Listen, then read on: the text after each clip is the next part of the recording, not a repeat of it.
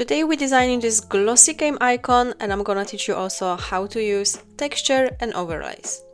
So let's begin with two circles that will create the illusion of depth. Instead of modeling a 3D object, we can simply stack a few layers and letting the gradients and shadows do all the work. It's a much faster workflow and one you will see a lot in modern game interfaces. One thing you will notice that my circles aren't perfectly round. I slightly flatten the top and bottom the edges. It's a tiny adjustment, but it makes the icon feel a bit more intentional. Perfect circles can sometimes look a little too soft for game UI. Now let's create the middle circle. This one is fine as it is. For the symbol, I'm using the pen tool to draw a simple spiral. This is a good example of when I prefer the pen tool over the Boolean operation. The shape is organic, so drawing it is much faster than trying to build it from rectangles.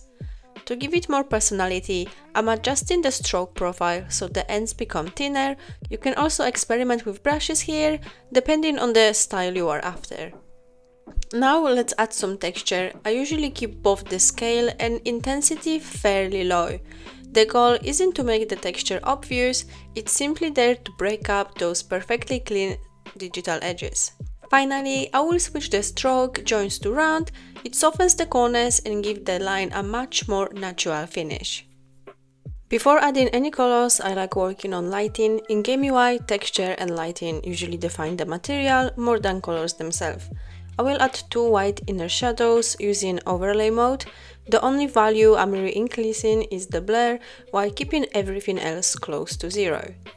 They're almost invisible on a white stroke, so I will temporarily switch the color to light purple to preview the effect. Once I'm happy, I rotate the shadows slightly and add a drop shadow. Since our main light source comes from the top left, the shadow naturally falls towards the bottom right. Keeping the same lighting direction across the entire icon makes everything feel much more believable. So now we have 3 layers, the back circle, the glass ring and the center. Let's start with the back. I will use a simple 3-stop gradient with purple and blue tones.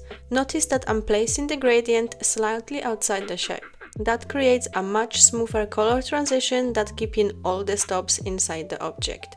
To reinforce a light direction, I will add a light blue inner shadow using an overlay mode. Now it's time for our first texture. I will simply copy the image and paste it directly into the fill. This one is one of my favorite tricks because it's incredibly fast. I just lower the opacity, experiment with a few blend modes, and stop as soon as the texture becomes subtle. A good texture shouldn't be the first thing people notice. They should only notice the icon feel more detailed. Now let's build the inside ring. I will start with a light purple fill. To create that sewing gloved edge, I will add a white inner shadow all around the ring. For the depth, instead of relying on one large drop shadow, I will stack 2 shadows together. A dark purple one and a softer black one. Layering shadows almost always look more natural because right light rarely creates a single perfectly defined shadow.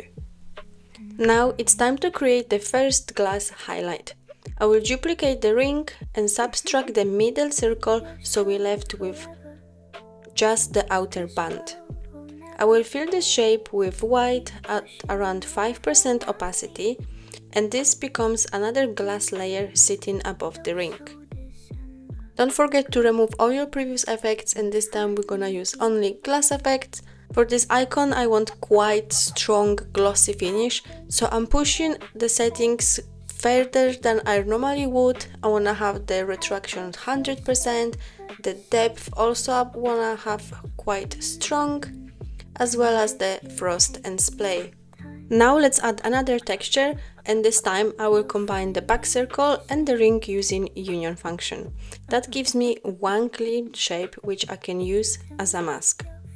I will place another texture above it and I'm gonna use the union as the mask. Notice how the texture now stays perfectly inside the icon while leaving the middle ground untouched. The texture darkens the ring a little too much, so I'm gonna brighten it slightly afterwards. Let's move the purple texture to the bottom, and what I like about the texture that they're gonna bring so much different colors that would be very difficult to create with linear gradients otherwise. Let's finish the center. I'm gonna use a radial gradient with the brightest point toward the left, matching the rest of our lighting. Speaking of the lighting, I'm gonna go back to our texture on the rings, and I'm gonna add a few more inner shadows to bring that light from the top that's gonna be clearly visible, as well as we're gonna add another drop shadow to the bottom right corner to create this feel of depth. I want to make sure that the bottom right shadow is clearly visible.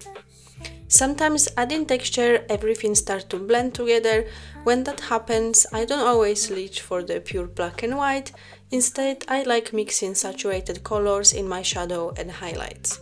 It creates much richer lighting and makes the materials feel much less flat.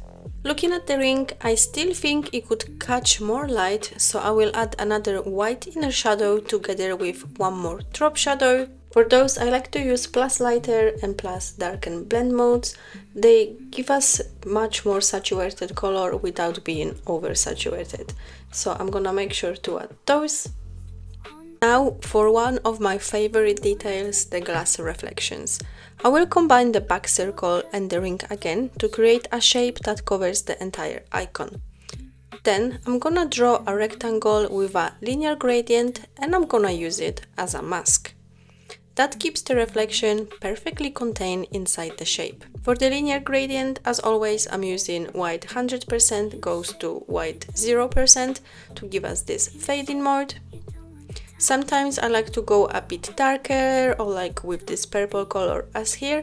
Let's see how it's gonna look later on. So I'm gonna select both of those shapes and close it within the mask. I'm gonna duplicate that rectangle to create the second streak. Finally, I'm gonna add a few smaller reflections using the radial gradient. Glass rarely reflects light in just one place, so adding a few smaller highlights helps sell the material. So the light in this example could come from the left corner, so the main source of light in this example is the left corner, but as well bottom left and top left. So I'm gonna place my rectangles in those places.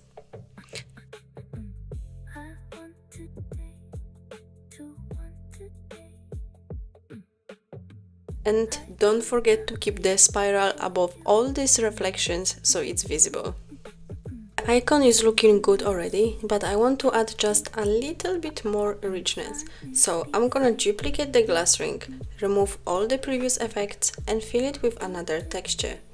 That gives us another subtle layer of variation without changing the overall design. Notice this texture is very highlighted, so it might change our original colors.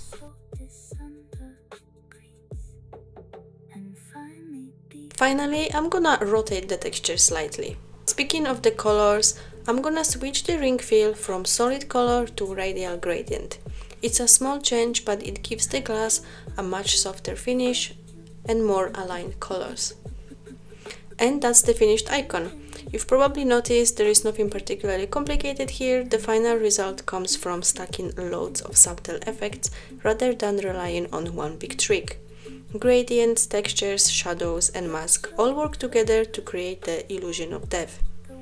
As always, you can download the finished Figma file from the description, and see you in next lesson.